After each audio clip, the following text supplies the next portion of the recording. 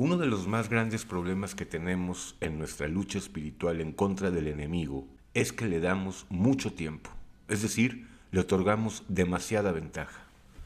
Situación que deberíamos empezar a corregir si en verdad queremos ser libres y no esclavos. Esto a pesar de que ya estemos arrepentidos y caminando con Dios. ¿Qué está sucediendo? ¿Por qué cuando el enemigo espiritual nos tienta, con la intención de robarnos la fe y en última instancia para que abandonemos a Dios, y más aún para que nos enojemos con Él, no utilizamos las armas espirituales que Él nos ha dado para contrarrestarlo y vencerlo? Existen 4 razones por las cuales el adversario toma ventaja sobre nosotros y son las siguientes. Cada una expone nuestra falta de conocimiento y destreza en el combate espiritual. Razón número 1.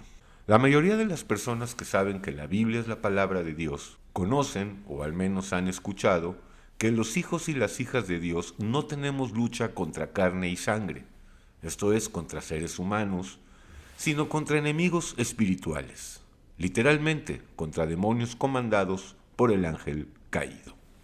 Sin embargo, a la hora de la prueba, el conflicto o la discusión con alguien, ya sea en la calle, el trabajo o en casa, lo olvidan y son arrollados por sus emociones, pensando carnal y no espiritualmente, juzgando las circunstancias y a los demás por la apariencia y no con el justo juicio que espera el Mesías. Rápido olvidan que un individuo que no conoce a Dios por revelación es esclavo del pecado, es decir, de su mente-corazón, su propia voluntad. En dicho sentido, no tiene la capacidad para someter sus emociones, pasiones y pensamientos, mucho menos para discernir entre el bien y el mal de acuerdo a Dios. Por ello, es sumamente importante tener en cuenta que todos los desacuerdos y pugnas son irremediables entre seres humanos, con la abismal diferencia de que para los que estamos ya con Jesús, constituyen pruebas de fe que el Señor nos pone para que crezcamos espiritualmente. De tal manera que hay que recordar que ahí donde hay contiendas y rencillas con el prójimo, se encuentra Satanás queriendo dividir todo cuanto pueda, mientras que Dios está probando en nosotros la fe, el amor, la paciencia, la bondad, el dominio propio y la mansedumbre con la que vivimos. Razón número 2. Sin lugar a dudas, el enemigo toma la delantera porque no estamos viviendo en juicio contra la criatura vieja, o bien, lo hacemos de forma negligente, tibiamente. No es posible pretender ser libres del pecado y experimentar la victoria y el poder de Dios si no hacemos nuestro trabajo. En este caso, someter por gracia todo lo que sale de la mente-corazón perverso y engañoso. El problema es que nos quedamos enfrascados atendiendo nuestros razonamientos y emociones, es decir, lo que pensamos y sentimos, en vez de derribar todo argumento y fortaleza que se levanta en contra del conocimiento del Señor.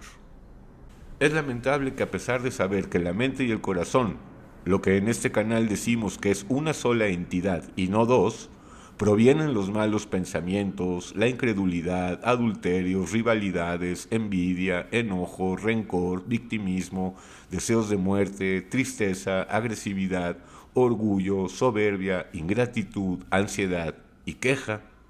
Infinidad de personas lo olvidan.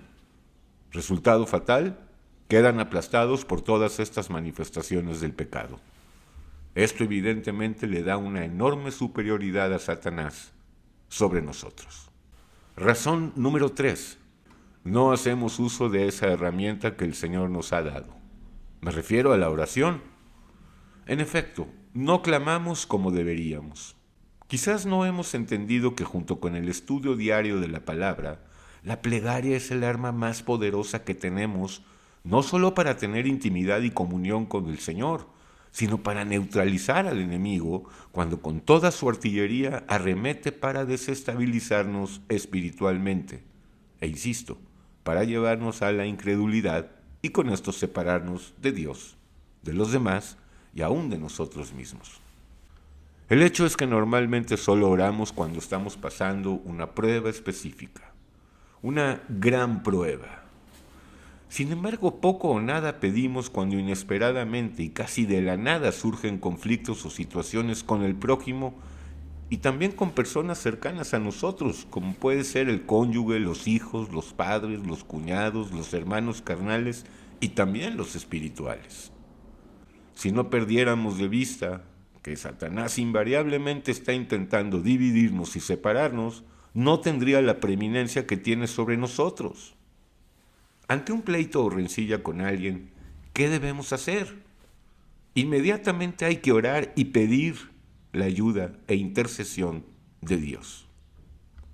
Es imprescindible tener presente que detrás de todo conflicto, injusticia y maldad humana, así como de la situación del planeta y de su geopolítica, está el príncipe de este mundo buscando ser adorado oculta y abiertamente.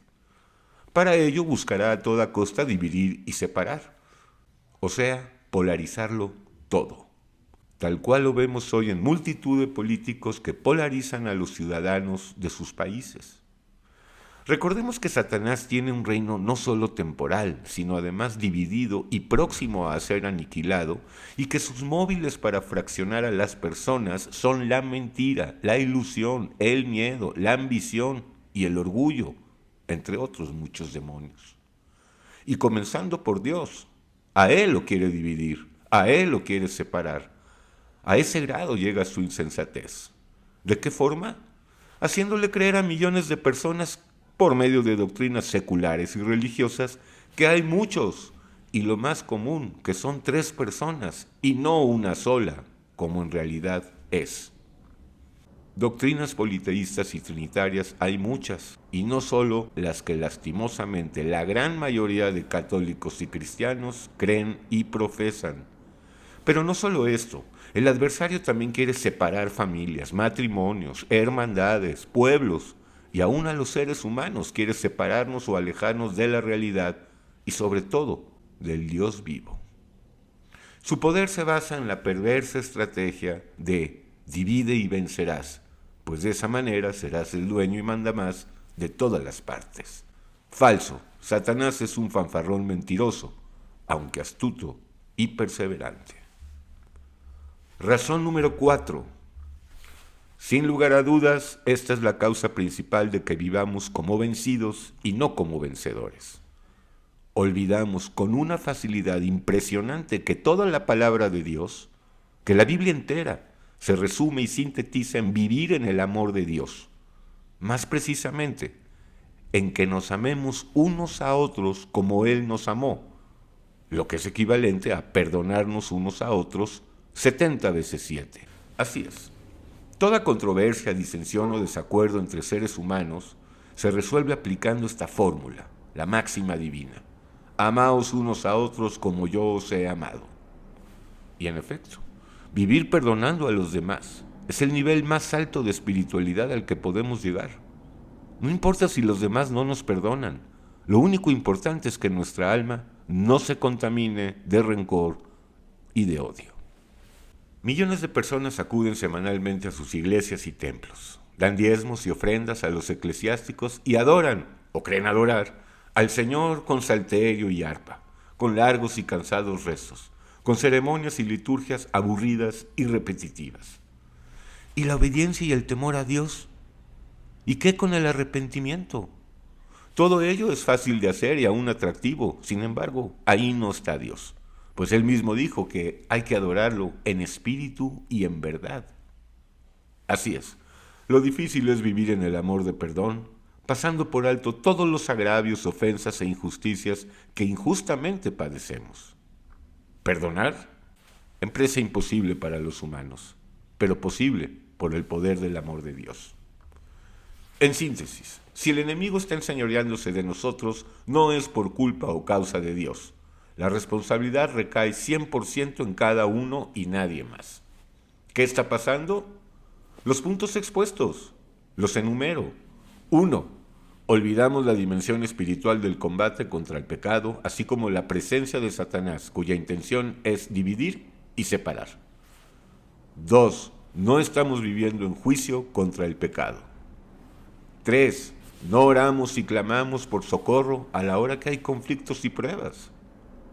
Y 4, lo más importante, no vivimos en el amor de perdón.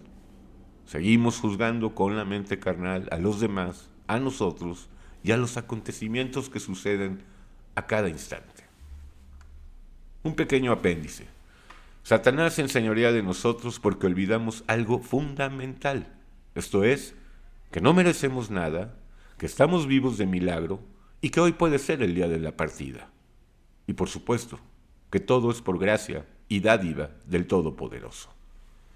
¿Será que también olvidamos lo mucho que nos perdonó y sigue haciendo? ¿Acaso ya olvidamos de dónde nos sacó? El que tenga oídos, que escuche.